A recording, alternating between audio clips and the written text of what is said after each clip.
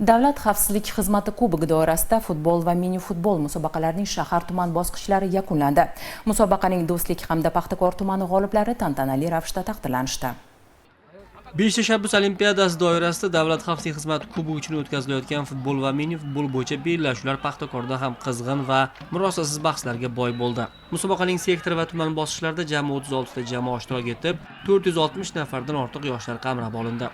Musobaqa yakuniga bag'ishlangan tadbirda Paxtakor tumani hokimi hamda mas'ullar so'zga chiqib, yoshlarni sportga keng jalb etish, ular o'rtasida sog'lom turmush tarzini targ'ib qilish va vatanparvarlik ruhida tarbiyalashda bu kabi sport musobaqalarining o'rni katta bo'layotganini e'tirof etishdi. Shundan so'ng g'olib va sovrindorlar taqdirlandi. Natijalarga ko'ra mini futbol bo'yicha qizlar o'rtasida Chamanzor jamoasi g'olib bo'lgan bo'lsa, Bog'i Shamol hamda Samarqand mahallasi qizlari ikkinchi va uchinchi o'rinlarni band etdi. Shuningdek, o'g'il bolalar o'rtasidagi mini futbol bahslari finalida Toshkent mahallasini yenggan Paxtakor mahallasi yigitlari viloyat bosqichi ishtirokchisiga aylandi.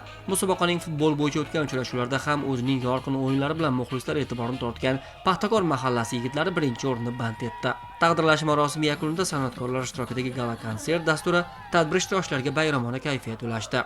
Mazkur musobaqalarning Do'stlik tumani bellashuvlari ham nafaqat sport tadbiri, balki tuman yoshlarini birlashtirgan, do'stlik va hamjihatlikni mustahkamlagan haqiqiy yoshlik bayramiga aylandi.